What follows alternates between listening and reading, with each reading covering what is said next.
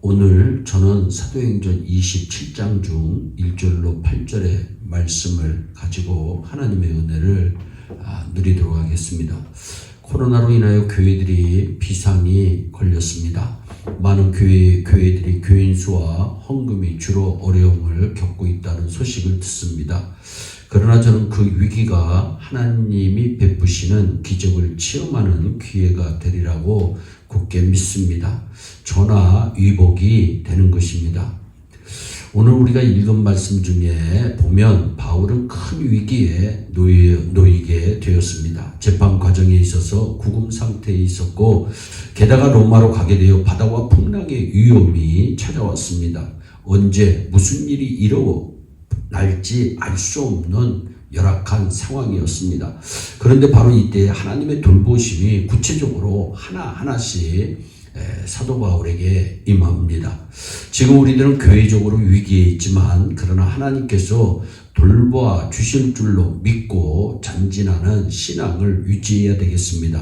하나님은 어떻게 우리들을 인도하시고 돌보고 계십니까? 우리는 바울에 대한 하나님의 인도와 돌보심의 방법을 살펴보며 우리를 돌보아 주시는 하나님을 발견하고자 합니다.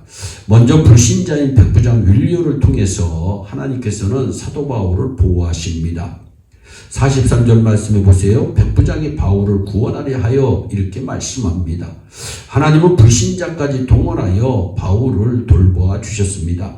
지금도 하나님께서는 신자가 위기에 처해 있을 때 불신자들을 통해서라도 우리들을 돌보아 주시는 하나님이십니다.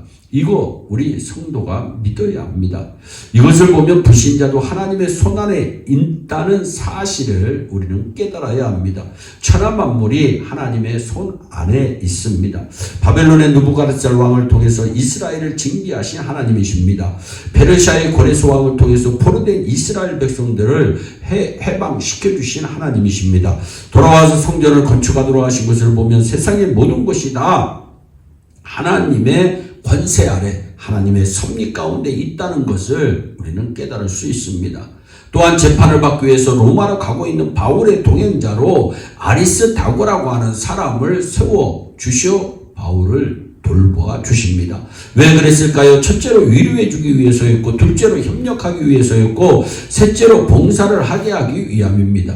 셋째는 넷째는 바울의 중보기도자로 아리스다고가 동행합니다. 그러면 아리스다고가 누굽니까? 바울이 세 번째 선교를 할 때 동행했던 사람이 아리스다고입니다. 하나님께서는 그를 로마 감옥에 갈 때 동행케 하신 분이십니다. 당시 바울에게는 두 동행자가 있었습니다. 하나는 외적 동행자로서 아리스다고라고 하는 사람이 있었습니다. 다른 하나는 내적 동행자로 성령 하나님이 계셨습니다. 바울의 외적 동행자인 아리스다고는 데살로니가의 마게도냐 출신으로 에베소 교회 때 바울과 함께 투옥됐던 사람입니다. 사도행전 19장 29절 말씀해 보세요. 바울과 같이 다니는 마게도냐 사람 가이오와 아리스다고를 잡아가지고라고 했습니다. 그가 바울이 로마로 갈 때에도 함께 동행합니다. 이 얼마나 놀라운 사실입니까? 그러므로 우리들에게도 외적인 동행자와 내적인 동행자가 있다는 사실을 꼭 믿으시기를 바랍니다.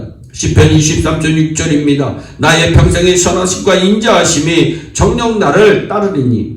두 가지가 항상 우리를 따라다니며 도와주십니다. 그것은 하나님의 선하심과 하나님의 인자하심입니다. 우리에게도 이 두 동행자가 항상 함께하면서 도와주시고 있다고 하는 사실을 반드시 믿으시기를 바랍니다. 그러므로 역경에 처해 있다고 좌절하지 마시고 우리에게는 항상 후원군이 있다고 하는 사실을 믿고 날마다 승리하는 저와 여러분들이 되기를 바랍니다. 더욱 놀라운 것은 4절입니다.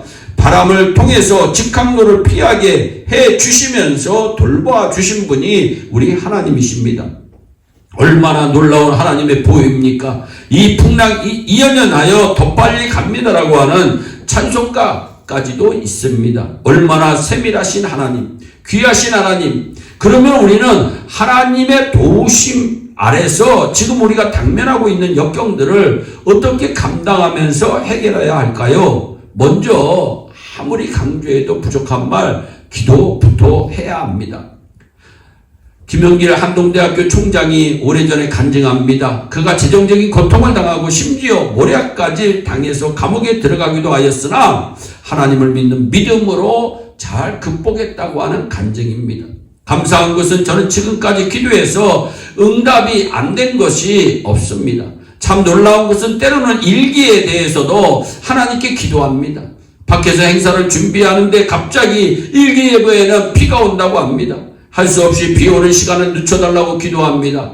하나님, 이 비가 오늘 오지 않도록 해달라고 기도합니다. 또한 우리가 예정된 계획 그날에 비가 오지 않도록 주님 도와달라고 기도합니다. 한두 번도 아니고 여러 번 했습니다. 다 이루어 주신 분이 우리 주 하나님이십니다. 기도는 모든 것을 이루는 열쇠입니다. 아무리 강조해도 부족한 것이 기도입니다. 그러므로 어려운 일이 생길 때 기도부터 할 수 있기를 바랍니다. 우리를 위해서 준비하신 하나님께서 우리의 기도에 응답하실 뿐만 아니라 더 이상 풍성하게 우리의 삶을 채워주실 것입니다. 기도한 후에는 모든 것을 하나님의 섭리와 손길에 맡겨야 합니다. 염려와 두려움을 주님께 맡겨야 됩니다. 끝으로 우리가 해야 할 것은 다만 하나님의 뜻에 순종하면서 맡겨진 일에 충성하면 되는 것입니다. 지금 우리는 많은 어려움에 처해 있습니다. 개인적으로, 가정적으로, 교회적으로도 그럴 수 있습니다. 그러나 하나님께서는 함께 계셔서 우리를 도와주시고 인도하시고 계심을 잊지 마시기 바랍니다. 우리를 고아처럼 내버려 두지 아니하시는 그 하나님을 찬송합니다. 이제 우리들이 해야 할 것은 모든 것을 하나님께 맡기고 기도하면서 믿음으로 순종하며 전진해 나가는 것입니다. 사랑 많으신 하나님께서 모든 문제들을 다 해결해 주실 뿐만 아니라 더 풍성히 채워주시는 하나님이심을 꼭 믿으시고 항상 감사하며 승리하는 저와 여러분들이 되시기를 주 예수 그리스도의 이름으로 축원합니다. 기도하겠습니다. 사랑의 하나님 참 감사합니다. 오늘도 생명의 귀한 말씀을 허락하심을 감사합니다. 하나님 외적으로 우리를 돕게 하나님께서 사람도 붙여주시고 환경도 만들어주시는 그 하나님, 내적으로는 성령 하나님을 우리의 마음속에 두셔서 우리를 도우시는 그 귀하신 전능하신 하나님을 찬양합니다. 아버지, 우리 예일의 성도들이 개인과 가정과 교회와 생업에서 주님을 도우심을 받아 날마다 승리하는 축복의 귀한 주인공들이 다 되게 하여 주옵소서. 감사하고 예수님의 이름으로 기도하옵나이다. 아멘.